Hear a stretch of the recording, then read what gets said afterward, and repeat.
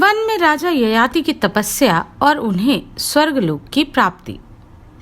वैशंपायन जी कहते हैं, जन्मेजय, इस प्रकार नहुषनंदन राजा ययाति अपने प्रिय पुत्र पुरु का राज्याभिषेक करके प्रसन्नता पूर्वक वानप्रस्थ मुनि हो गए।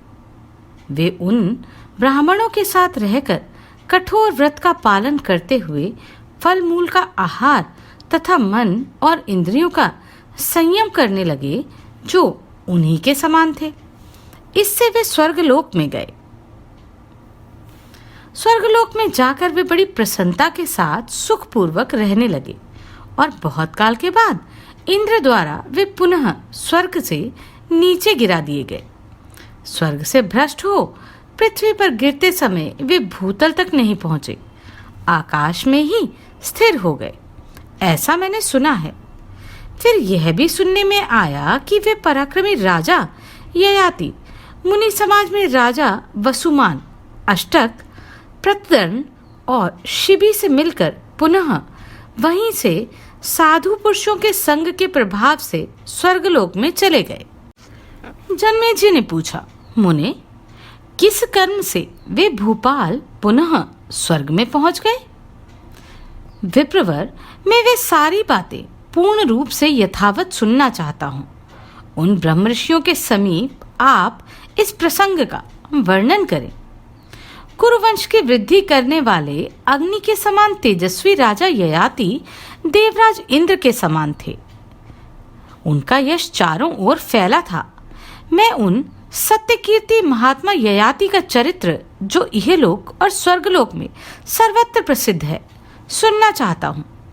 वैशंपायन जी बोले, जन्मेजय, ययाति की उत्तम कथा इहलोक और स्वर्गलोक में भी पुण्यदायक है। वह सब पापों का नाश करने वाली है। मैं तुमसे उसका वर्णन करता हूँ। नहुष कुमार, महाराज ययाति ने अपने छोटे पुत्र पुरु को राज्य पर अभिषिक्त करके यदु आदि अन्य पुत्रों को सीमांत अर्थात किनारे के देशों में रख दिया।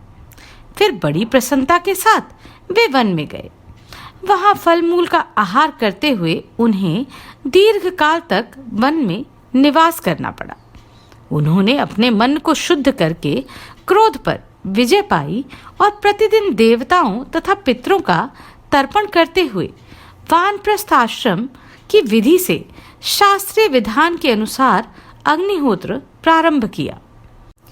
वे राजा शीलोच्छ वृत्ति का आश्रय ले यज्ञशेष अन्न का भोजन करते थे। भोजन से पूर्व वन में उपलब्ध होने वाले फल मूल आदि हविष्य के द्वारा अतिथियों का आदर सत्कार करते थे। राजा की इसी वृत्ति से रहते हुए पूरे 1000 वर्ष बीत गए। उन्होंने मन और वाणी पर संयम करके 30 वर्षों तक केवल जल का आहार किया।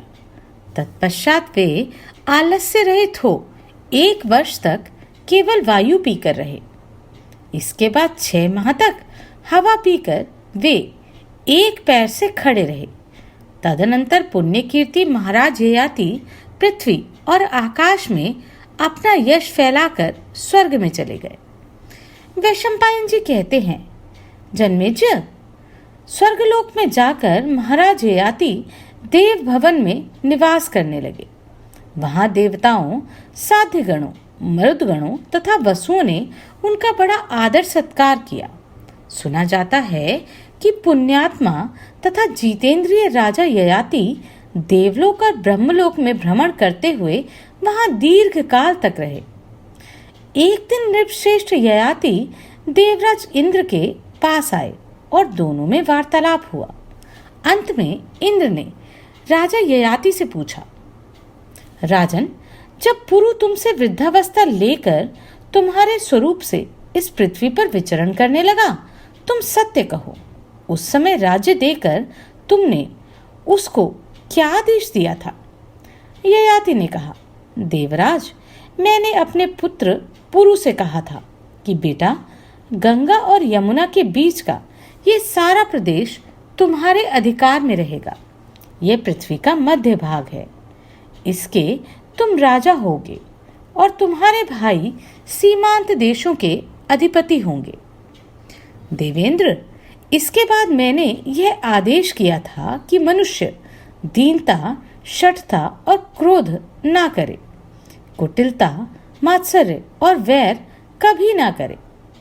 माता पिता, विद्वान, तपस्वी तथा क्षमाशील पुरुष का बुद्धिमान मनुष्य कभी अपमान ना करे। शक्तिशाली पुरुष सदा क्षमा करता है, शक्तिहीन मनुष्य सदा क्रोध करता है। दुष्ट मानव साधु पुरुष से और दुर्बल अधिक बलवान से द्वेष करता है। कुरूप मनुष्य रूपवान से, निर्धन धनवान से, अकर्मण्य कर्मनिष्ठ से और अधार्मिक धर्मात्मा से द्वेष रखता है। इसी प्रकार गुणहीन मनुष्य गुणवान से ढा रखता है। इंद्र, यह कली के लक्षण हैं। क्रोध करने वालों से वह पुरुष श्रेष्ठ है जो कभी क्रोध नहीं करता। इसी प्रकार असहनशील से सहनशील उत्तम है। मनुष्येतर प्राणियों से मनुष्य श्रेष्ठ है और मूर्खों से विद्वान उत्तम है। यदि कोई किसी की निंदा करता या उसे गाली देता हो तो वह भी बदले में निंदा या गाली गलौज ना करे, क्योंकि जो गाली या निंदा सह लेता है उस पुरुष का आंतरिक दुख ही गाली देने वाले या अपमान करने वाले को जला डालता है, साथ ही उसके पुण्य को भी वह बहा ले जाता है। क्रोधवश किसी के मर्म स्थान में चोट ना पहुंचाए। ऐसा बर्ताव ना करें जिससे किसी को मार्मिक पीड़ा हो। किसी के प्रति कठोर बात भी मुंह से ना निकालें। अनुचित उपाय से शत्रु को भी वश में ना करें। जो जी को जलाने वाला हो, जिससे दूसरे को उद्वेग होता हो, ऐसी बात मुंह से ना बोलें, क्योंकि पापी लोग भी ऐसी बातें बोला करते हैं। जो स्वभाव का कठोर हो, दूसरों के मर्म में चोट पहुंचाता हो, तीखी बातें बोलता हो और कठोर वचन रूपी कांटों से दूसरे मनुष्य को पीड़ा देता हो, उसे अत्यंत लक्ष्मीहीन, दरिद्र या अभागा समझे। उसको देखना भी बुरा है, क्योंकि वह कड़वी बोली के रूप में अपने मुंह में बंधी हुई एक पिशाचिनी को ढो रहा है।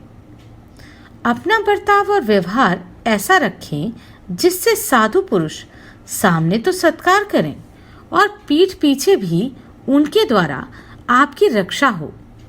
दुष्ट लोगों की कही हुई अनुचित बातें सदा सह लेनी चाहिए तथा श्रेष्ठ पुरुषों के सदाचार का आश्रय लेकर साधु पुरुषों के व्यवहार को ही अपनाना चाहिए।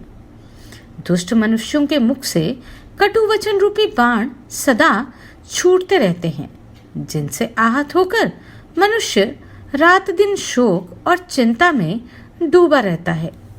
वे बागवान दूसरों के मर्म स्थानों पर ही चोट करते हैं। अतः विद्वान पुरुष दूसरों के प्रति ऐसी कठोर वाणी का प्रयोग न करें।